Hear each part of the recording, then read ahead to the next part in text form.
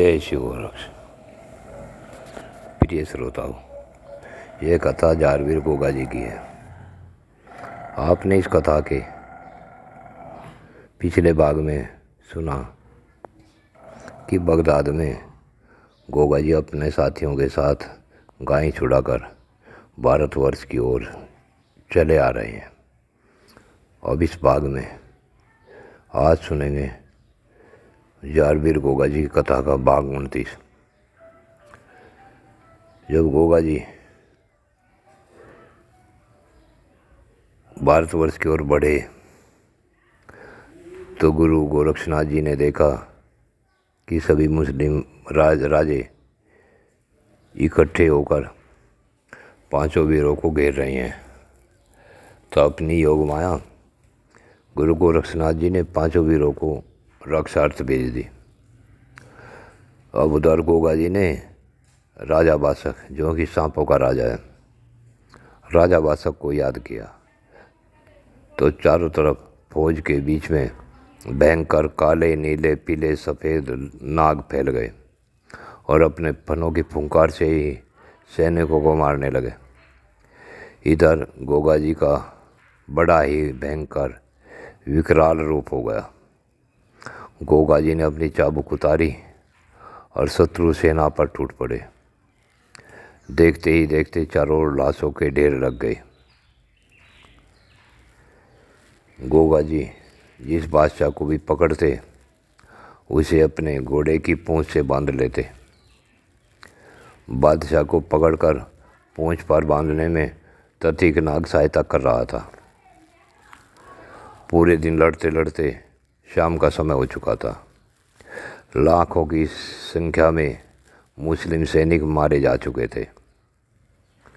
पूंछ पर बंधे हुए बादशाह धरती पर घिसटते हुए बचाओ बचाओ का शोर मचा रहे थे। सूर्य अस्ताचल की ओर था। युद्ध बंद हो चुका था। सभी नवाब और बादशाह गोगा जी ने बंदी बना लिए। जब सभी ने अपनी हार मान ली तो गोगा जी बोले, आप सबको हमारे साथ भारतवर्ष में बागड़ देश में चलकर हमारे गुरुदेव गुरु गोरक्षनाथ जी के सामने हार माननी पड़ेगी। जिसे गुरुदेव क्षमा करेंगे उसे हम छोड़ देंगे और जिसे गुरुदेव क्षमा नहीं करेंगे उसे हम मृत्युदंड देंगे। इस प्रकार सभी गौओं को साथ ले और 17 मुस्लिम शासकों को लेकर गोगा जी और उसके साथी बागड़ देश की ओर चले आए और गुरु गोरक्षनाथ जी के धुने पर पांचों वीरों ने दंडवत प्रणाम किया। बगदाद का शासक तो बुरी तरह घायल हो चुका था। सभी 17 शासकों ने गुरु गोरखनाथ जी के से क्षमा मांगी तो गुरु गोरखनाथ जी ने कहा कि सभी शासकों को तभी क्षमा मिलेगी जब सभी एक कसम खाएं कि हम कभी अपने जीवन में गौ हत्या नहीं करेंगे। अपनी जान बचाने के लिए सभी शासकों ने गुरु गोरखनाथ जी के सामने मस्तक टिकाया और शपथ ली कि हम अपने जीवन में कभी गौ हत्या नहीं करेंगे। गुरु गोरक्षनाथ जी के कहने के बाद सभी शासकों को मुक्त कर दिया गया। सभी अपने अपने वतन को चले गए। अब गुरु गोरक्षनाथ जी ने गोगा जी को आज्ञा दी कि लाई गई सभी गौओं के लिए बागड़ देश में गौशाला का निर्माण करो और इन सब की सुरक्षा के लिए कुछ सैनिक गौशाला में छोड़ दो। गुरु की आज्ञा मानकर गोगा जी ने गौशाला बनवाई और देश विदेश से उनके खाने का प्रबंध किया गया तथा कुछ सैनिक गौशाला की सुरक्षा करने लगे। कुछ दिनों बाद फिर एक दिन गोगा जी अपने गुरु की शरण में बैठे थे।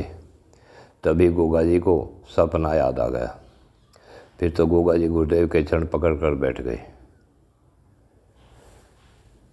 वैसे तो गुरु गोरक्षनाथ जी सब कुछ जानते थे, फिर भी बोले, क्या बात है राणा जी। आज पहली बार गोगा जी ने अपने गुरुदेव के मुख से राणा जी सुना तो बोले, गुरुदेव आज आपने मुझे कौन सा नाम दिया है। तो गुरुदेव बोले, बेटे जो किसी भी रण में न हारे उसे राणा कहा जाता है। बोलो क्या बात है, आज पैर क्यों पकड़े हुए हैं। तो गोगा जी बोले, गुरुदेव मेरा सपना सच करवा दो। जब बहुत देर तक गुरुजी ने समझाया बुझाया और देखा कि गोगा जी मानने वाला नहीं है। उधर गोगा जी गुरु जी से अनुनय विनय करते रहे तो गुरुदेव बोले, बेटे वह राजकुमारी सिंगलदीप के राजा सिंजा सिंह की पुत्री सिरियाल है। वह अपने पिता की अकेली बेटी है तथा उसके पिता झिलमिल जोगी के शिष्य हैं। जब राजा के गुरु ने राजा को बताया था कि बागड़ देश के राजकुमार गोगा जी से आपकी लड़की की शादी होगी, तो राजा ने तुम्हारे बारे में पूरी जानकारी पूछी तो झिलमिल जोगी जो जादूगरी में पूर्ण है उसने बताया था कि गोगा के घर में आते ही उसकी माता को लाल छन लगाकर देश निकाला दे दिया गया था और बाद में जब वह अपने सतीत्व पर पूर्ण खरी पाई गई तो दुधरेवा के राजा उमराव सिंह ने अपनी गलती मानकर वापिस बुलवा लिया था। झिलमिल जोगी ने बताया था कि गोगा और उसकी माताजी गोरखनाथ जी की पुजारी हैं। तब से ही सिंजा सिंह ने यह प्रण किया था कि मैं बागड़ देश में अपनी पुत्री का विवाह नहीं करूँगा तथा पृथ्वीराज चौहान से सिंजा सिंह का पुराना बैर है। वह पिछली शत्रुता की वजह से चौहान वंश से अपना संबंध नहीं जोड़ना चाहता। अतः जब राजा को पता लगा था कि गोगा जी के पास नागों की माया है तो राजा ने अपने गुरु झिलमिल जोगी से सिंगलदीप में नागों का जाना बंद करवा दिया था। कोई भी नाग अपने असली रूप में सिंगलदीप में प्रवेश नहीं कर सकता। अतः अगर तुम्हें झिलमिल जोगी के शिष्य राजा सिंजा सिंह के राज सिंगलदीप में जाना है तो वहाँ तुम्हारी नाग शक्ति काम नहीं करेगी। उस राज में तुम्हें केवल योग माया ही काम करेगी। वहाँ तुम्हें गहरे ध्यान की आवश्यकता पड़ेगी। जो खेल तुम नहीं जानते वो उस देश की हर लड़की जानती है। वहाँ चौसर का खेल खेलना पड़ेगा। इस खेल से पार पाने के लिए तुम्हारा ध्यान तुम्हारे काम आएगा। वैसे जब तक तुम वापस नहीं आओगे तब तक मुझे तुम्हारी रक्षा करनी पड़ेगी। बागड़ से सिंगलदीप हजारों कोस दूर है। अगर जाना चाहते हो तो जाओ। जब गोगा जी बोले, क्या मैं अकेला जा सकता हूँ? तो गुरुदेव बोले, नीला घोड़ा तुम्हारे साथ रहेगा। इसका इशारा जो भी होगा उसे समझना, तुम्हारा काम है। तो गोगा जी बोले, गुरुदेव अब दोपहर का समय हो चला है। घोड़े के द्वारा जाने में कई दिन लग जाएंगे। अब आप मुझ पर कृपा करो और सिंगलदीप भेज दो। तब गुरुदेव बोले, अब तुम अपने घर जाओ और अपनी माता की आज्ञा लेकर कल सुबह सिंगलदीप जाना। तो गुरु की आज्ञा ले गोगा जी अपने महल में आ गए। अगले दिन सुबह गोगा जी ने अपनी माँ से कहा कि माता जी, मुझे एक सपना दिखाई दिया था। सपने में एक सुंदर राजकुमारी दिखाई दी थी। माता जी बोली, बेटे कहीं सपने भी सच होते हैं? तो गोगा जी बोला, माता जी सतयुग में महाराज हरिश्चंद्र ने सपने में किया वादान सचमुच कर दिया था और त्रेता युग में राजा जनक सपना देखने के बाद ही वैदेही हुए थे। अब आप बताओ, जब बड़े बड़े राजाओं के सपने सच हो सकते हैं तो मैं तो तुम्हारा बेटा हूँ माता, मुझे आप आज्ञा दें। तो बाछल बोली कि गोवा, क्या गुरु गोरखनाथ जी से आज्ञा ली? तो गोगा जी बोले, हे माता जी, मैं कल गुरु से आज्ञा लेकर ही आपके पास आया हूँ। जब मुझे गुरुदेव ने आज्ञा दी है, गुरुदेव मेरी रक्षा करेंगे और मैं आपका आशीर्वाद लेकर चलूँगा तो आपका आशीर्वाद भी मेरी रक्षा करेगा। मुझे फिर सिंगलदीप में कोई आपत्ति नहीं आएगी। अब तो बस माँ आप मुझे आज्ञा दें, आशीर्वाद दें, जिससे कि मैं सिंगलदीप जा सकूं।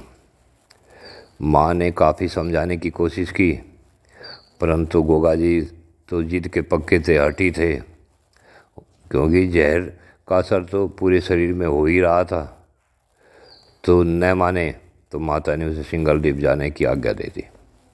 सिंगलदीप के लिए अपने नीले घोड़े पर बैठकर गुरुदेव से प्रार्थना की तो कुछ ही देर में गोगा जी सिंगलदीप में जो जनाना बाग था उस बाग में बाहर आकर खड़े हो गए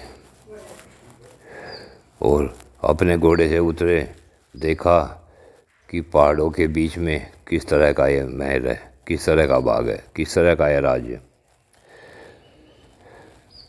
बाग के बाहर खड़े गोगा जी कुछ सोच ही रहे थे। प्यारे भक्तों, अब देवी सीरियल से मुलाकात इससे अगले भाग में होगी। जय शिव गोरक्ष।